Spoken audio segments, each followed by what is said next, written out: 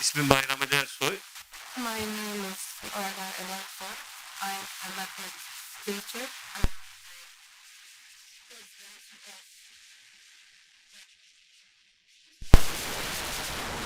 Education, especially at university level, is her topic, and Britain's Muslim Foundation awarded her as the inspiring leader for Islamic world and women in the Islamic world, and she also received the Fiska Award. And the topic of her presentation today is Decolonisation of education for peace. So I would like to give the floor to her. She has a beautiful quote. I want to quote her. She went to Rome, and she says, when you go to Rome and you look at the architecture, you admire the architecture there, but I look at the architecture and see the exploitation of the people who were brought from Africa to there, and Sartre also says some words in the same line. In 6 months, 8 months of education in a country, these people could be exploited in terms of their language and also their cognitive abilities. So I will leave the floor to her now. والسلام على رسول الله وعلى آله وصحبه ومن اقتفى أثرهم إلى يوم الدين. In the name of Allah, and peace and blessings upon our beloved Prophet Muhammad sallam, and upon all the prophets and messages before him. Of course, this is not the custom or the usual thing to start an academic presentation, but we are talking about decolonization, and that comes at the heart of it. So let us practice the decolonization. You've seen the first slide, and you saw me with the old woman trying to kiss her to say goodbye. That's part of my research. That research is with the Open University in England, but I've done the decolonization in Algeria across 5 communities, amongst them the Kabyle or the Berbers, as I know. And this is the woman. She was actually an active member during the War of Independence in Algeria, and that house in which I filmed during the interview with her actually was her house during the War of Independence, but now she kept it as a museum. So while I'm saying goodbye, the way not academics do it, and when they go into the field work, I did it from within the Islamic etiquettes with elders, and how you kiss them at the head and you give them what you respect. And actually, during our conversation, she was speaking like the Khoja, the doctor, speaking, and I'm trying to make sense because the translation is not there. She was speaking to me in the Kabyle, the Berber, and I don't understand, but she thought I do, and she insisted that I must understand, and she was really enjoying the conversation. So we had someone in the middle to translate. Why am I writing all this? To say that here we see, I don't know who's controlling the presentation here. Yeah. If you can bring it back to the first slide. The first one. Yeah, thank you. Yeah, this one. So here, if you look at the photo, there are different layers of the photo there. There are the etiquettes and ethics of dealing. There is a relationship here between me as a researcher and her. I don't know how to describe that informant. Shall I describe it as participant? For me, she is like grandma, and I was talking to her. In that, there was a warmth in there, and also is a moment when she really embraced me. It's not in the picture. I didn't know that someone is taking a photo for me in there, so it's very natural, actually. So in that, there are many layers of, if we think about decolonization. Decolonization of what? And you may question me, and you will have the right of that question. How can you do decolonization when actually you are funded by a British university who are colonizers themselves? And that question, I had to face it with many of the people who helped me and who took part in that research. So if we, next slide. Next slide, please. Yeah. So in that photo, I'll come back to it. I'm wearing the Tuareg dress. This is Algeria. These are the 5 places in which I visited during my research. These are different places with different languages, not different languages, 2 languages, Arabic and Berber.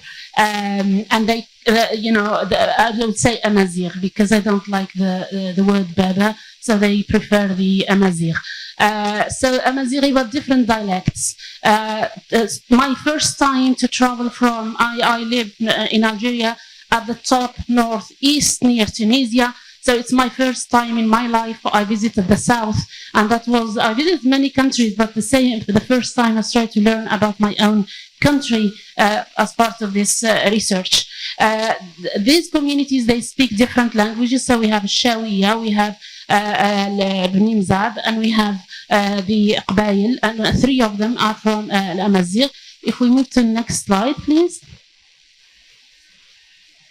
So these are the communities. Why I'm bringing these communities together and why I chose this topic, because as Malki bin Nabi mentioned that actually the civilization, if we're talking about the civilization, we are talking about the mujtama or society. And that society can only be a society if there is actually, there are people, not individuals, there are people.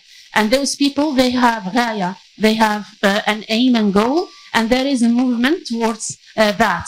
And through that, there are actually there is a network of relations. Through that network, when the network becomes weaker, the society becomes weaker, and that can weaken their effectivity and their civilization. And when the network is stronger, that gets stronger. So we see here these communities actually here in Karakaya. These 2 are from Karakaya, and there was a tension in there. Actually, some people lost their lives during those tensions. Usually, it's peaceful area, but there is the Arabs and the Amazigh and how those lines, the tension between them. Also, the Tuaregs are in the south. This one in the tent. They chose to be in the tent, and they enjoy the sitting, because that's a traditional sitting when they sit to discuss the issues, the tensions within their communities in their own way, when the ladies there is playing an instrumental called the imzad, and only ladies play it, and they play it and it symbolizes peace, and also actually is elitism sitting, not any folklore kind of music, is music that symbolizes peace. So, and she controls the tone and the discussion. If there is tension, she will change the tone. And actually, when we are discussing, she changed the tone to al-burda, and then the man there started to recite al-burda with her. And if we look at it from an Orientalist point of view, they will see a lady there playing music to some man, and the men are there. Actually, this is an oppressed woman over there. This is how it's perceived. But actually, living through that within them, I saw her power in a different way. I saw her respect in there in the sitting. They are covering their faces from an Orientalist point of view, how the men are there covering their faces and women are not covered. And actually, there is not the cover as they understood. They have lots of etiquettes, which is called, like Dr. Rajab in his book of Futua, and that is kind of Futua. Even one of them said to me, actually, we have the akhlaq of Futua, and through those akhlaq, we use them to ease the tension. There at the top, one woman, a researcher with a group of men in there, and they're actually very helpful. Thanks so much to them, to every one of them. They helped me. This is in the Shawiya area in the east, but as an Amazigh as well, one dialect of Amazigh. And these communities, actually, they Sunni, they are Algerians, they are Sunni, same background, What's different is the language, the linguistic differences.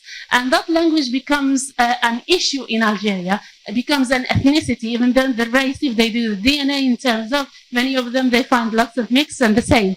So what's happening there is actually the colonialization and what is left of colonialization when some of those lines of divisions, they made, made them harder and bold them more. And then when they are left, the policies after the of independence, even though they did Arabization instead of French, come on, we do Arabic, but with the same mentality and with the same rule, the mentality of colonialism, of assimilating others within the Arabization policy. And I'm saying this here, I only speak Arabic, I don't speak Amazigh, but actually this is the framework I abide by, which is the Islamic framework. Languages are signs of Allah subhanahu wa ta'ala, and diversity is a sign of Allah subhanahu wa ta'ala, and therefore should be enrichment to our network of relations rather than weakening those networks of relations. So in this way, this is how I approach this research theoretically. Next slide, please.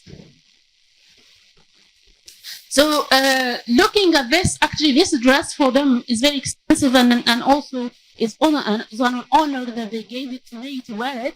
So a sign of respect, I wore it the whole day when I was there with them, and I enjoyed that, and it's an honor for me.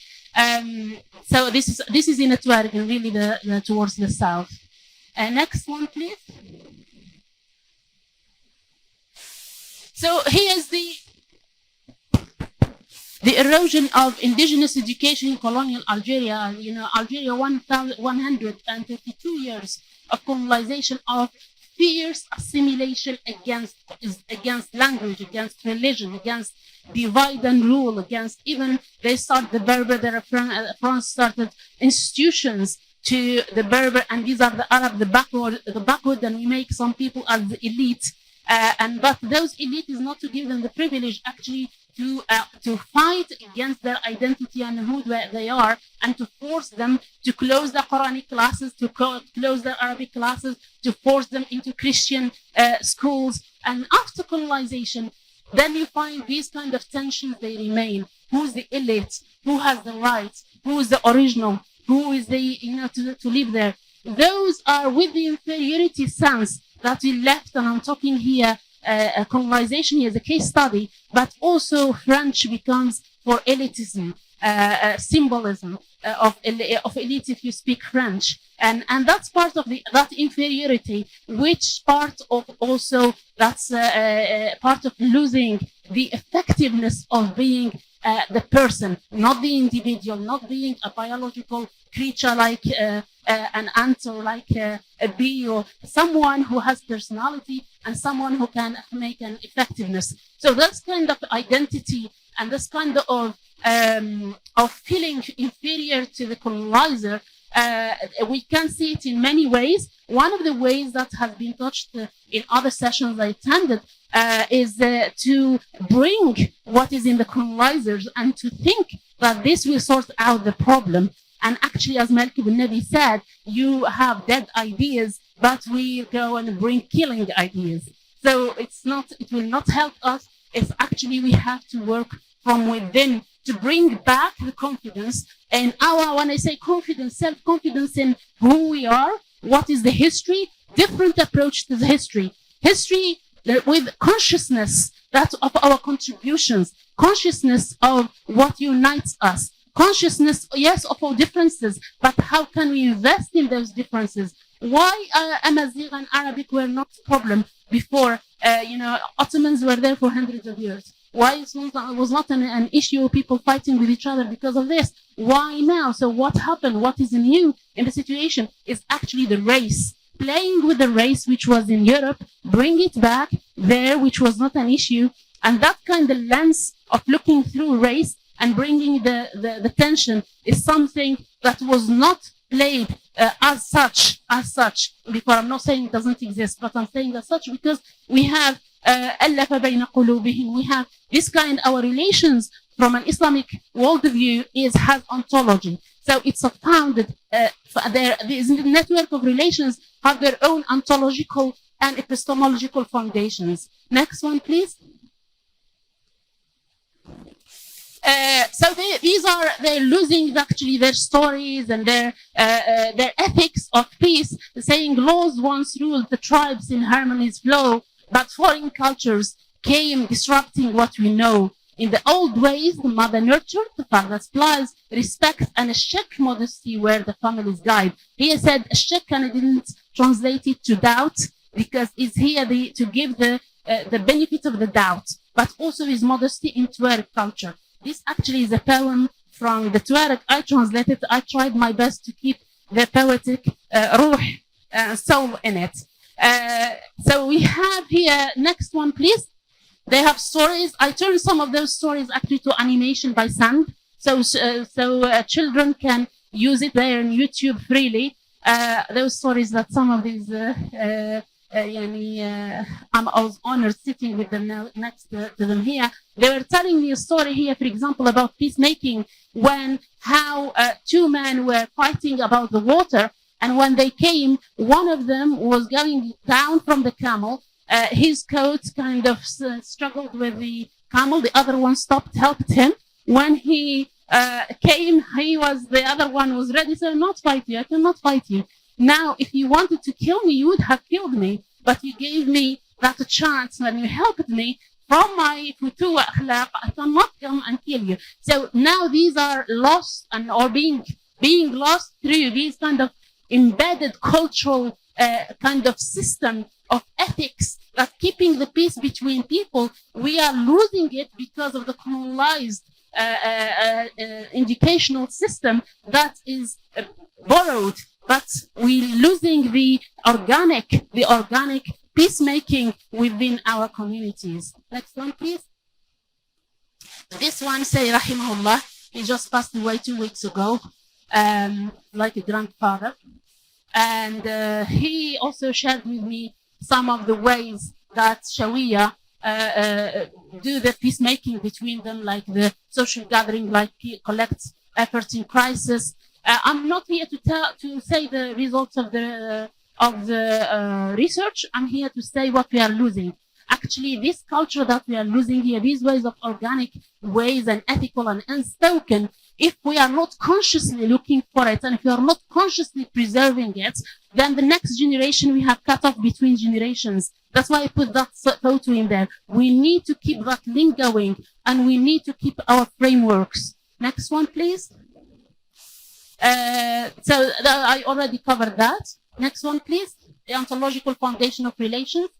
So what I'm going to say is the social energy and colonial fragmentation of our relations and networks. We need to revive that and to work to question the colonial hierarchies and divisions which are disrupting our networks, to question it in the pedagogies, to question it in the curriculum, to question it in the policies, to question it into how we see elite, how I see an academic. Why not academic starting with Quran? Why we take this way, for example? Because we are borrowing things. How can we define the academic within a secular system? Next one, please. So the Quranic definition of peace has has social, cultural, economic, and has other cultural as well. So we go back. Next one, please. These are just very briefly about Surah Al-Kahf. We look at it, al-aqidah and belief, and how this inner quality, spiritual quality from within.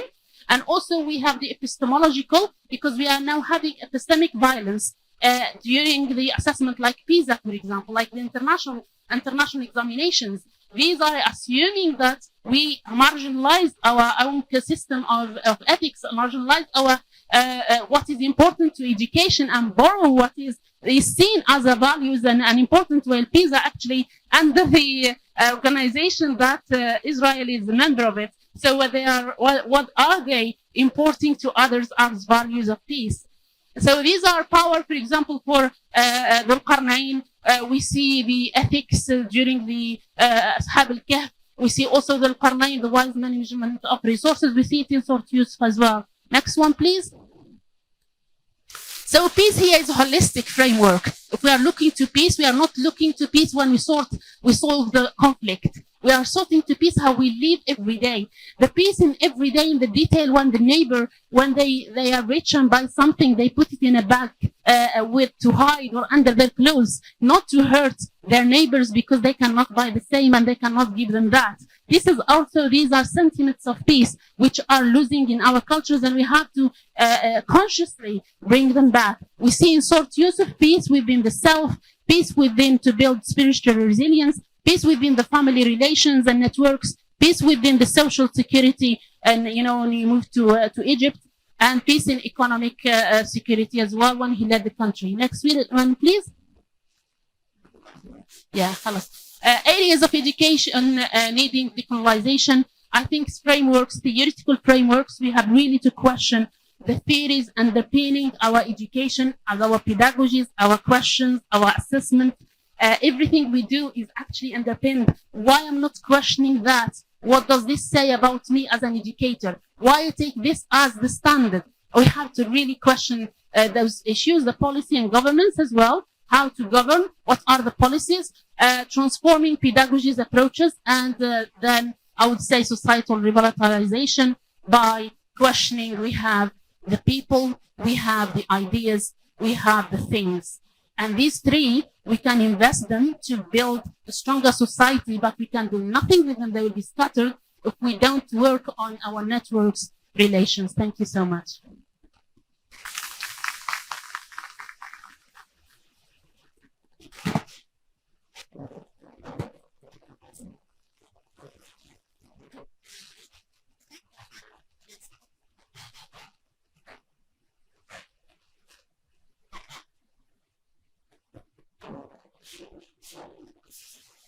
As far as I understood, this was a very fast presentation. She talked about how we lost our values, cultures because of colonization, and we talked about some cultures and, of course, education. And as Algeria, you also mentioned about Algeria. Education is important to get rid of all these points. Education is the most important thing, of course. Yes, thank you so much. So now we have an important time for prayers of the night. We will give you only for 15 minutes, dear professors, unfortunately. So now I would like to give the floor to our dear professor. I would like to introduce him, Assistant Professor Dr. Yusuf Aydın. He was a graduate of Bosphorus University in psychological counseling, and he also had an MA in Bosphorus University.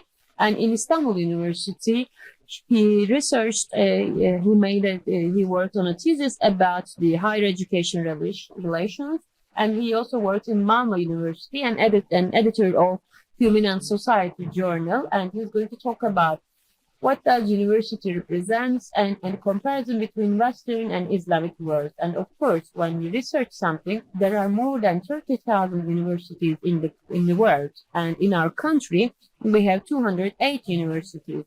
But in the historical context, from the Chinese civilization, from the antique Greece, etc. But we know that Caribbean University established in Morocco, it is one of the first universities, and the Harran is one of the first universities founded in the history of the world. So I think our professor is going to compare these universities. Thank you so much. Good evening. Next slide, please. Okay, so actually, what does the university represent? What is the basic mission, vision, and which results does it create? So we will talk about that. And we will give you some examples in literature, and also I will share my own observations. So I work on higher education and science policies, mostly. This is my main area of interest.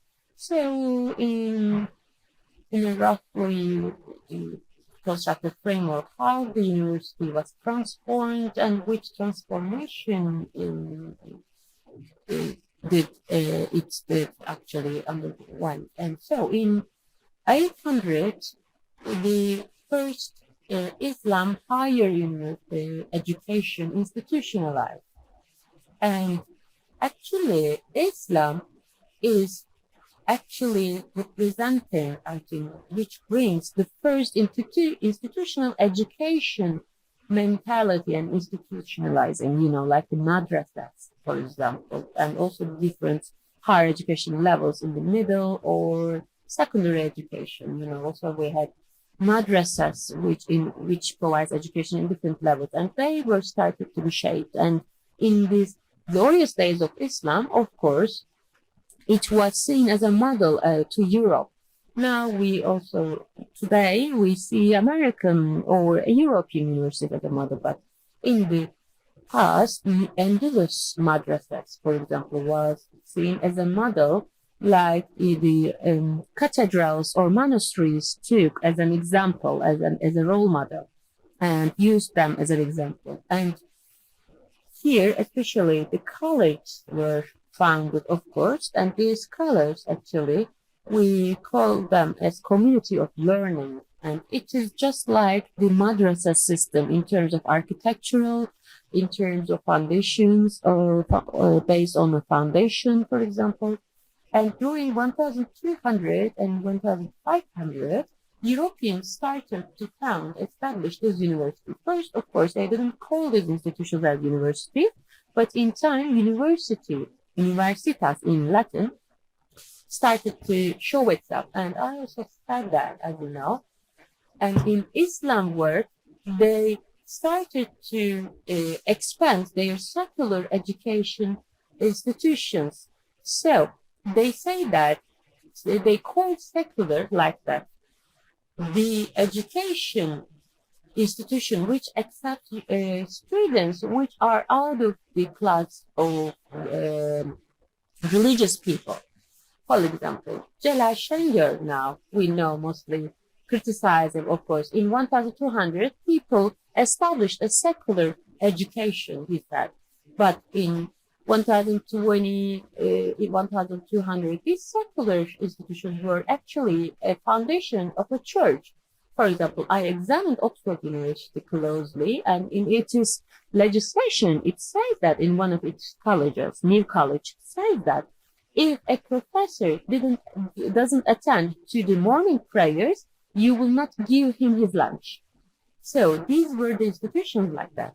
So this secularism was taken from us, actually, in the past. So why do I talk about that? Because the structure we call as a university is not something recently developed. It is something developed with the interaction of Islamic world and model. And in 1800 and in 1900, now in law, in medicine, and there are different faculties started to be established. And so during these times, modern universities started to be born, and now they start to control the universities. And now the thing we discuss here is actually a big breakdown. So these universities before modernity, it was actually university equals madrasa. Actually, it had a very similar format, and of course, they had the science, different arts, and trium, quantrium, for example. It was a form which centered these disciplines. But after the Industrial Revolution in 1800, the urbanization, the developing nation state, secularization, now the public starts to fund these universities. Before it was funded by the foundation, and these educational institutions are started to be managed and governed by the public. They govern it with taxes, with economic systems, with the taxes of the industrialists. So, of course, these education institutions are actually under the control of the public, the state, and the economy. Then, this educational philosophy started to be more and more expansive throughout the world. And in 1950s, Istanbul University, Baghdad University, Tehran University, these universities were started to be established during those times as the first modern universities in the Islam world. And in the beginning of 1900, they started to establish Darul Fünun. It was established in 1933 and it was converted to the name Istanbul University. And so our higher education institution's name is defined as a university. But in 1200, when Europeans took our model, madrasa model, they didn't call their institution as madrasa, but we used their definition. And when we say, what is university? No one in this hall can answer this question, I think, because I don't think that you can define it in etymological framework, because it's a very complicated and which is very unique to the geography in which it was developed. And it is a foreign definition, the foreign concept, it was converted and taken by us actually. Then between some of them were to British model or US model, US as a model. And after 1950s, American university model started to develop with huge funds, with labs, etc. And these European universities and all universities throughout the world started to be influenced by them. And Oxford, Cambridge, even the most prestigious universities started to have a look to the US universities. Next slide, please.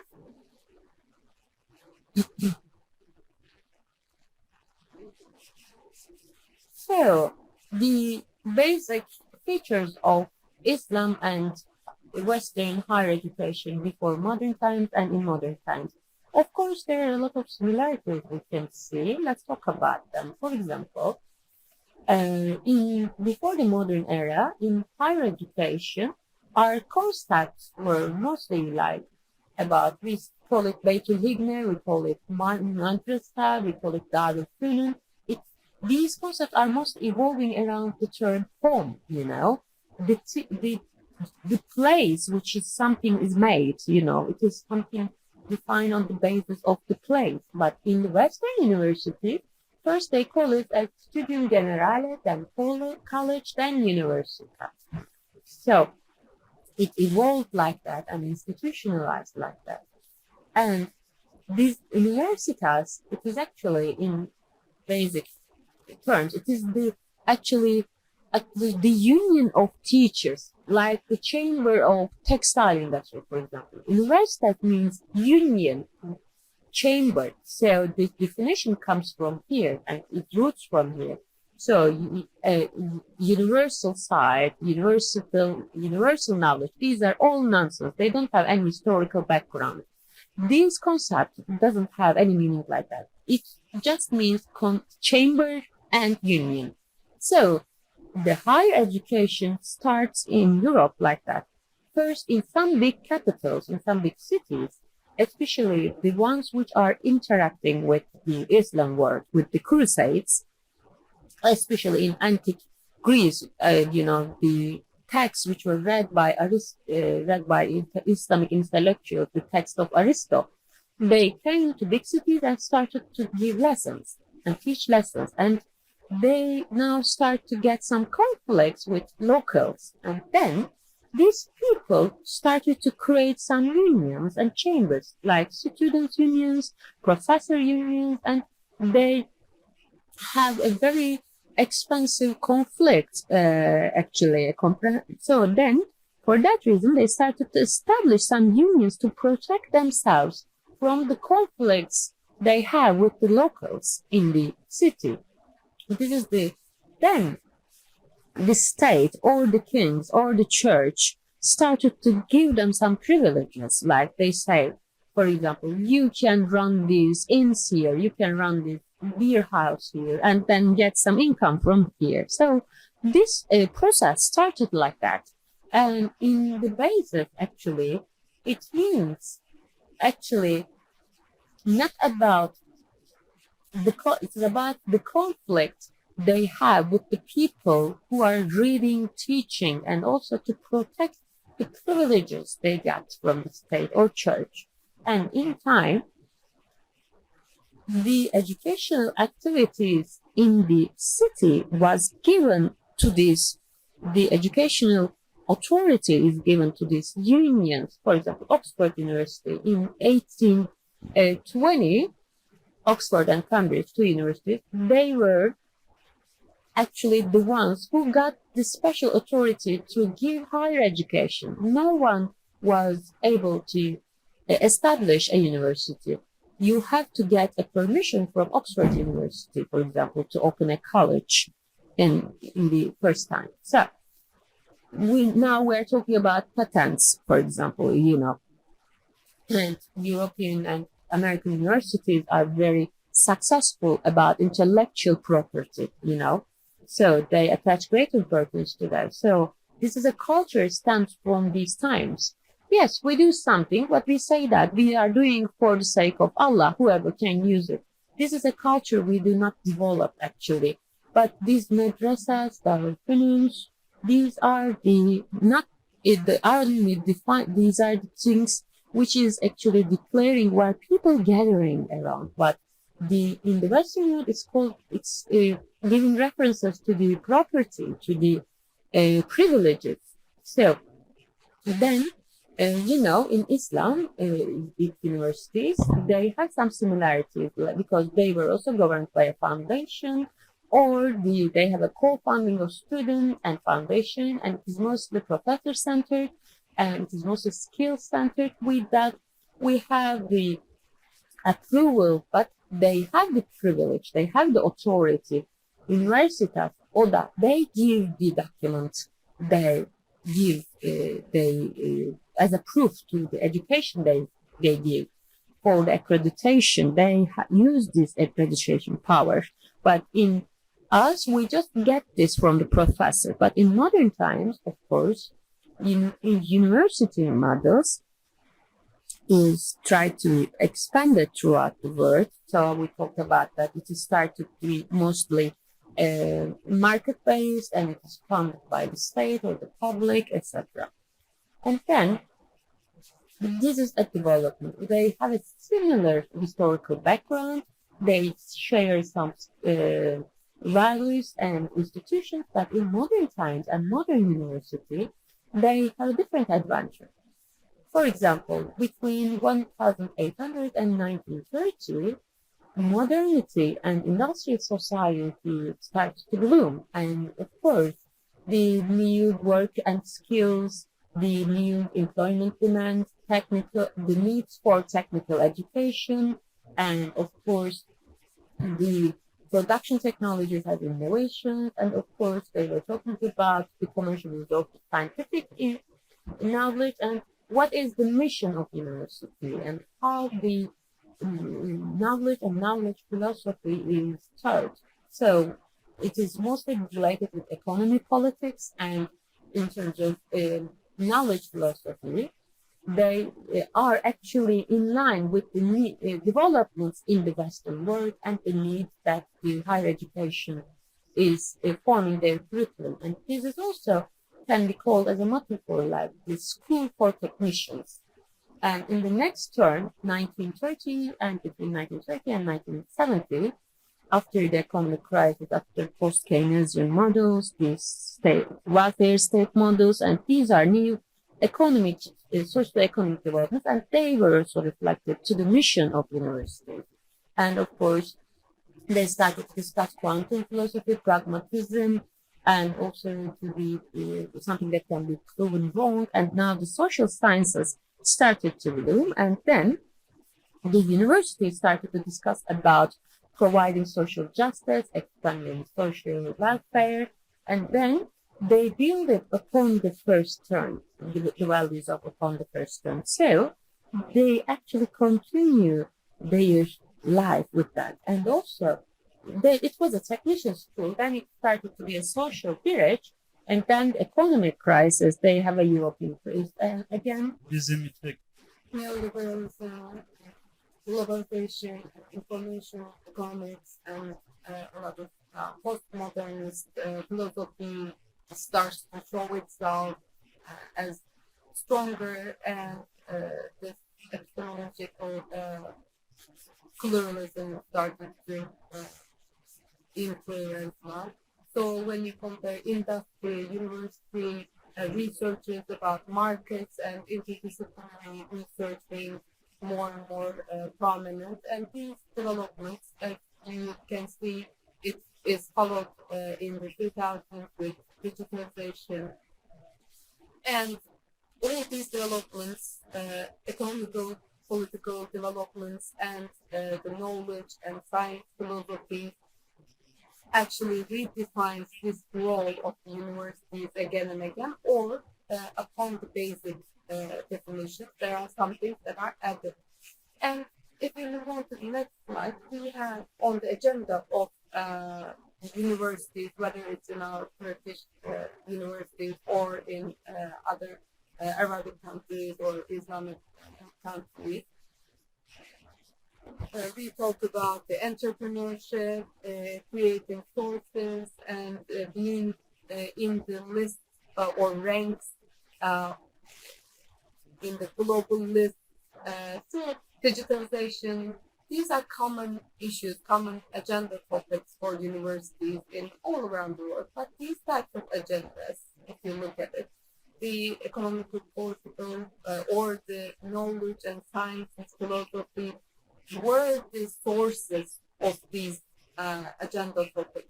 So are these topics as important to us as to these other universities? Of course, yes, I'm not dismissing completely the university or the modern university, but our roles that we actually see fit for our university, if we take these agenda topics as the framework, then we would have a problem. I think actually you exceeded your time a little bit. Okay, so let's move on to the next slide. So what I want to reiterate is that we need to focus on what do we teach, what kind of an identity are we supporting or developing, what kind of values are we building. And we did a research, and I want to show you from 10 different universities, 8 different programs, business, economics, international relations, etc. So we looked at the curriculum of about maybe more than 300 different classes, and these are from social sciences, and these are the topics: modernity, ethics, Ottoman Empire, Europe, Islam, Atatürk, modern, Western, morals, America, etc. If you move on to the next slide, you can see that the social sciences have this almost like mission that is built upon teaching about modernity. So when we look at the other examples of some important names, for example, I wanted to look at the same curriculum and look at the main important names that we have here. And I also wanted to compare it to Ibn Rushd, Ibn Haldun, for example, the names of our scholars, for example. How many times are they referred to in these curriculums, for example? Sometimes we think that our universities are a little bit more decolonized at this point, but no, there is no representation of the Muslim scholars and thinkers. Unfortunately, they don't have a place in our curriculum enough. So there is a lack of representation, and we have to overcome this. So we need to think of the role of the universities and what do we do with these types of curriculum. Thank you. Thank you very much. It was really a great historic presentation, and the result that we got from here is that our university's curriculum should be revised within these frameworks, I think. Now we have Professor Dr. Vatan Karakaya, and he probably is known by everyone here. He was born in Malatya in 1971. He is the deputy director in Yusuf University, and for 8 years he has been there in this position, and he has been involved with many TÜBİTAK scientific projects, and he received awards for being the person with the most publications, and so he is one of the most well-known people in our academic world. So he doesn't need much more of an introduction, I think. So he will be talking about the changes in knowledge and will and their effects in universities, and so he will pick up just where Yusuf Hoca left, I think. Hello, dear participants. I salute you with respect. And yes, we talk about universities, that universities is a requirement for the people's social life as well. But what fills the inside of this concept, of course, comes from the owner, real owner of everything, and the mechanism that comes along with it. So I want to touch upon this mechanism. So with this understanding which is given to him by Allah, and as a result, we discuss it today. We talk about the will and the knowledge in terms of our societies or our universities, etc. So when we look at the source, what is the source that is establishing these types of structure? So first thing that people do, I mean, this could be looked at from the different points of view, but when there is logic in this mechanism, the first outcome is knowledge. And knowledge, however it is defined, will is then turned into action. So knowledge is actually turned into action depending on its definition. So I want to start with the secular definition of knowledge, and this is also based in religion or beliefs, starting from the pagans, for example. But the definitions that are produced by different religions, different beliefs, and their definitions building our history, our society, our universities. So how this system is affected by it, and do we have the same effect, do we see the same impact on our structures in today? So, of course, those who define knowledge in philosophy, for example, rationalism, for example, could be an example, Platon or Descartes in the philosophy, especially in modern philosophy, we can talk about their definition. So they say the senses can mislead us, and knowledge is connected to logic. So this is almost like a well-bordered definition. There's no value beyond existence. They say there's human and there are values. So it is the relations between the world and human. But knowledge comes from Allah, the God, the world, and humans. But of course, what the civilization so far has always been based on the definition of knowledge. Empiricism is another thing that we can talk about. There are the experiences, people experience, people are born as an empty slate, and they gain everything knowledge by experimentation. And again, this is a relationship between humans and the world. And then comes the theological approach. Western Christianity in the Middle Ages and Islamic world in those ages, for example, said that the will that is given to humans and the creations themselves, they come together and create knowledge. So they use this knowledge with will and turn them into social structure. So when we look at the Middle Ages and the definition of knowledge there, the Western Christians, for example, in the core of it, they think that the source of the knowledge is from God, but it is applied in a secular. So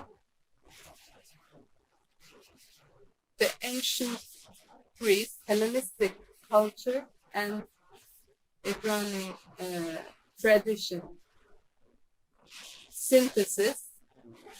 Saint Paul, for example, carried it to Rome, but religious source is in Kudus, in Al-Quds. So this shows us that they are trying to put it forward as this was how the knowledge was created. But this type of secularistic view starts from even it was prominent in the Middle Ages, because when we call something divine, for them it was almost like materialized. They were seeing God and the knowledge as something material, something that stems from the world itself. So it wasn't far away from secularism even back then. But with the prophets, 20 years,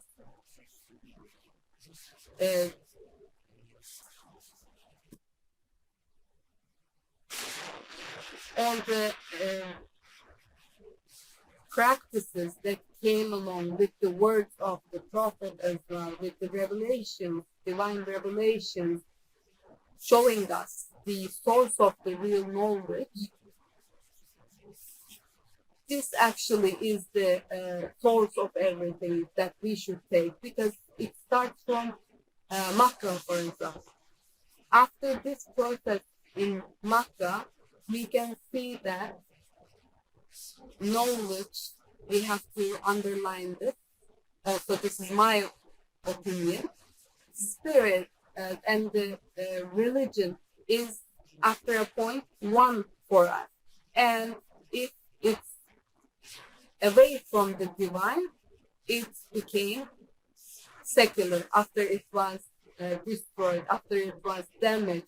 For example, we cannot look at these ages as it is something plural and something that could be damaged. So religion should be viewed as one for us, for our world. And we look at the modern world as well, the social construction of the people and the interactions between people. This is really, really secular. And there is also a definition of knowledge that is coming from this framework as well.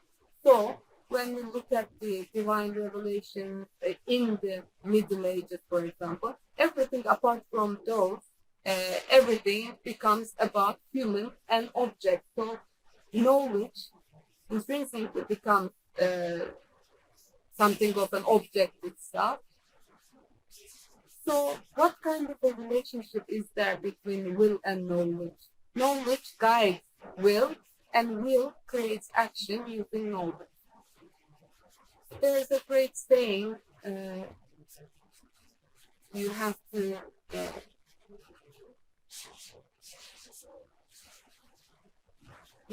be you have to have wisdom. In order to have wisdom, you have to have knowledge, of course. When you look at ancient Greece or the Middle Ages, the will is building a relationship with the mechanics of nature. So it is actually a relationship between humans and the world of something material. So there is nothing divine in that, becoming rational. So people, when they are living, the standard rational mind that is given to people by God, everyone has it. But usually even philosophy was taught in this objective manner. But when you go outside of this perimeter, you can only talk about the revelations and the will that comes from God. So that's how you start to turn will into action using the knowledge. And in addition to these types of definitions, Kant also has a definition or approach, rationalism and the empirical knowledge is kind of combined in a way, but it is also dependent on time and space. So it is not nothing divine. So it is also being as secular. So of course, if we were to touch upon the will, Aristotle and Plato also. Aristotle, for example, uses knowledge for leading a better life. So he is more tied to the world itself, to the real world. So this type of will in those ages and in those regions, it really affected people, and it also created a progression of knowledge in the sense that we defined it before. So the creation and the divine revelation,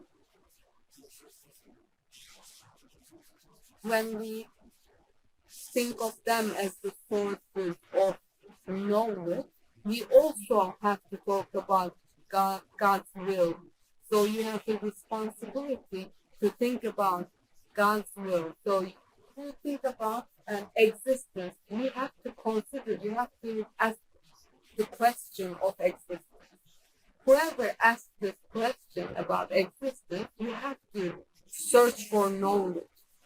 When there are two civilizations in the Middle Ages, for example, one of them is dark, one of them is light, for example. Why was one of them in the dark? Because the Western Christianity, this structure, the definition of knowledge in this structure, just like I mentioned before, God itself was brought down to earth, so it was objectified. So it actually revealed as a reflection of people, of humans in the world. So it was turned into an object, and this power was used by the church. And then with Farid Razi, with Farabi, Ibn Sina, and different approaches. So there were different kind of trends, different types of definitions of the source of knowledge, and that's why they became the light for people, they became the hope for people. So that's why we see will in the Islamic world, in Islamic philosophy, for example, in Ibn Sina or Ghazali. We see the God's will and the people's will, particular will, and Imam Eshari is quoted about the particular will, and he says, a will without reason. If you were to quote your source of reason, you could actually create something. So this is a preferential thing. You can say, I can do this, I can create this, but you cannot. So when you compare the will to the will of God, our will, people's will, is that it is without reason, without a cause, will without a cause. Because every day we say, we will do this, I can do this, I can do that, but we actually create our own margins. Only with a more above will, we can actually move forward to turn knowledge into will. So not to extend my time, I want to say lastly that the definitions that come from secular point of view, especially in the modern world, the late Teoman Hoca would say, from the West. When you look at the West, they have the technology, they have everything, but they don't have the spirit. But with this technology, the West is actually prevailing. They have become controlling. And this technology, this knowledge created from the relation of existence or wealth, if you are not in that space, you are out of the race, especially in Muslim geography. When you look at the regions of the Islamic world, for example, your existence becomes a dangerous thing. Your existence is being threatened by these technologies or by this prevailing power they seem to have. So you have to take something from that knowledge as much as coming to a level where you can actually respond to this kind of oppression. Even in the Ottoman world, for example, Ottoman Empire, when they see a power emerging in any other area outside of them, they would go to look at that power, where it comes from, and they would take them as an example, and bring them to their own geographies, their own land, and start to educate their children, their society with this knowledge.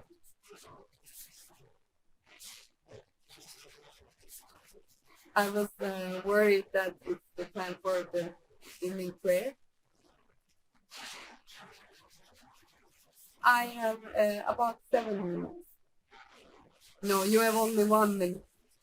I'm continuing. Okay, so especially in this modern time, in order to get or acquire the technology, in order to acquire the Western technology, we had to acquire the Western knowledge. And it was already secular. It came from existence or entities, assets that were in the world. So they were secular in a sense. But of course,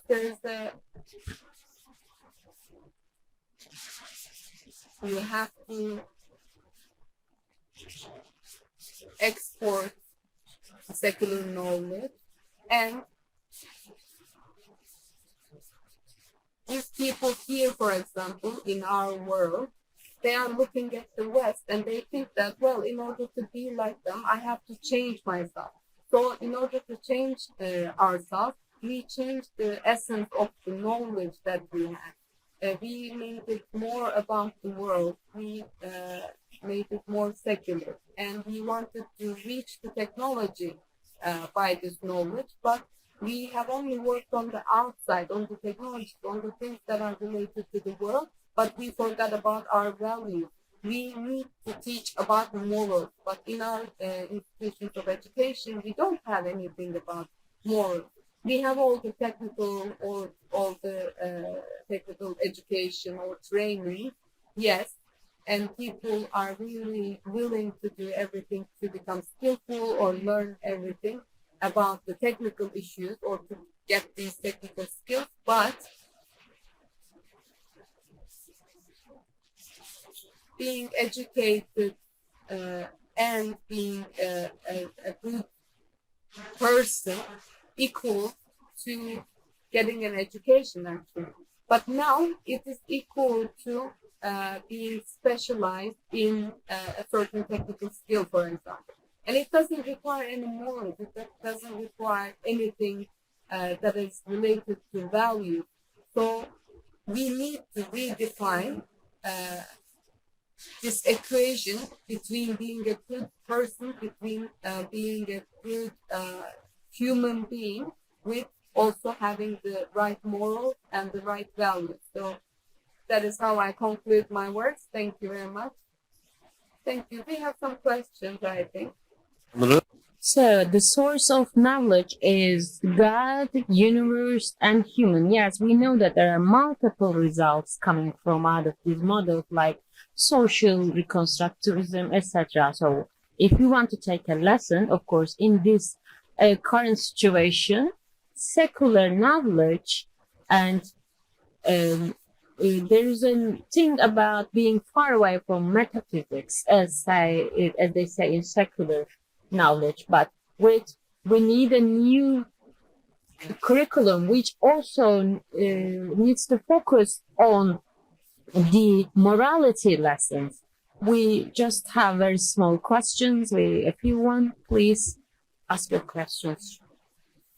Alpaydın Aksan from Şanlıurfa.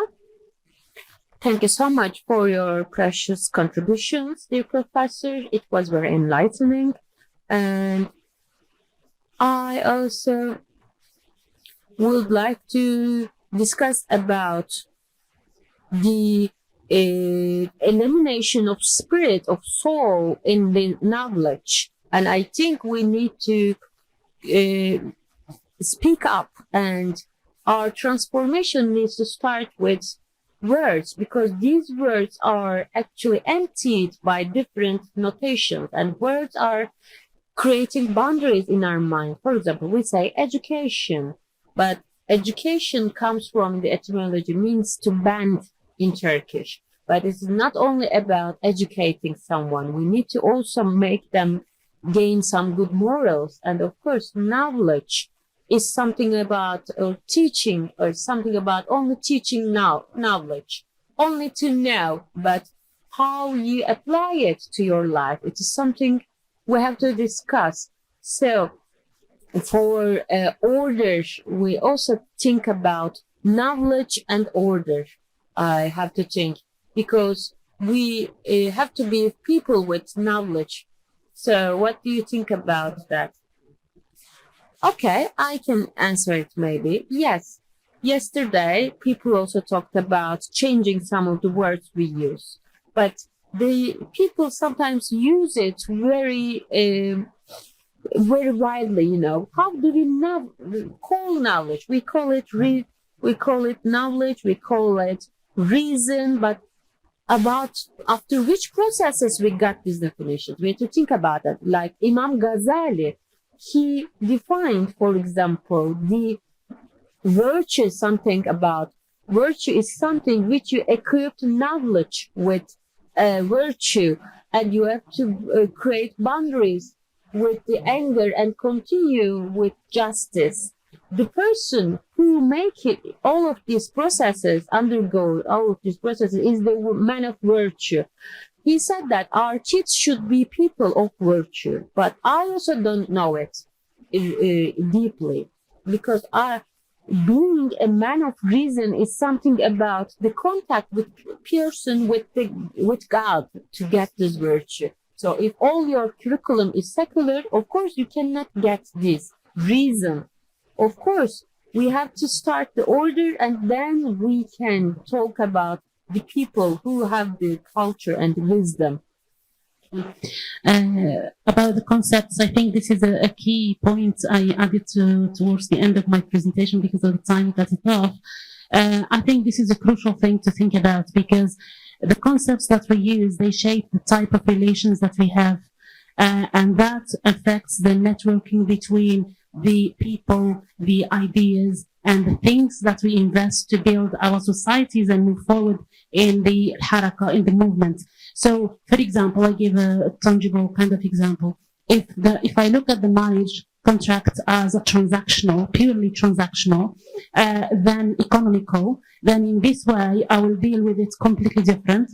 And in Arabic they use the word sharik, and in English they use the word partner, for example. So partner is not the Quranic concept of a nafs, but the soul. Actually, there are two souls. She is soul for him and he's soul for her.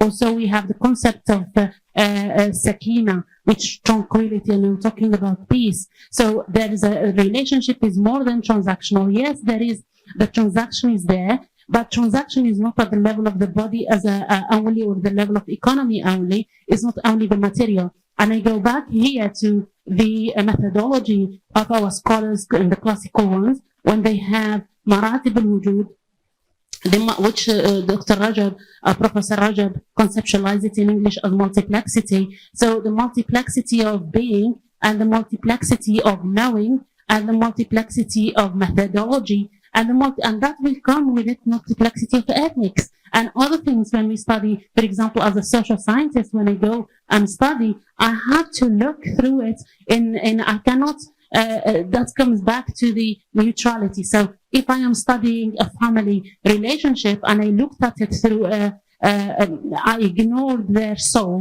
I ignored the level of existence, which is the soul, the ontology, and I focused only on their being in the moment with the material, claiming objectivity because I cannot observe their soul and their belief, and therefore it has to be discursive.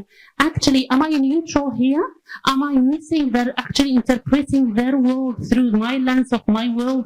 So here the question of neutrality and insider and outsider, researchers as well as researchers, as lecturers, as teachers, we have to question the concepts, question the methodologies, and we have as educators to look, when we plan education, to look for the ruh, al-aql, the intellect. Yeah, and these are and this is only one concept in the family. It affects divorce, it affects many other things. Thank you. Great. Yes, well, Thank you. thank you. Another question? Okay, dear President, dear professors, thank you so much. I would like to show my gratitude to all of you. I'm very happy to be with all of you.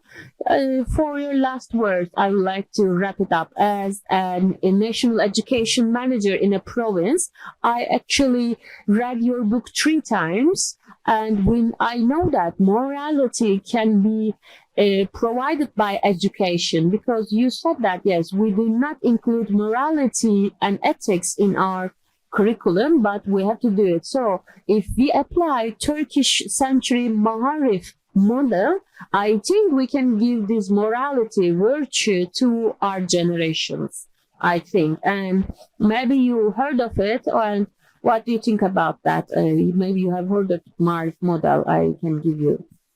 I just want to talk, listen your thoughts about Maharif model.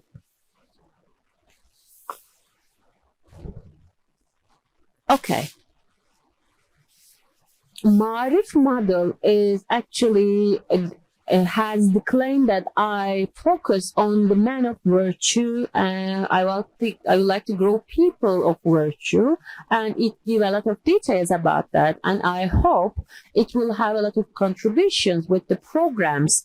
Of course, you know that programs can contribute only to a limited level, and the general culture, family, economy, all social institutions should they all shape an individual. It is not only about the curriculum, of course. We need to be aware of the limitations of the curriculum. So, thank you, dear friends. We would like to close the session. We would like to give you some gifts for your presentations. Cihan Numa, General Deputy Manager, is kindly invited to the floor to give the gifts.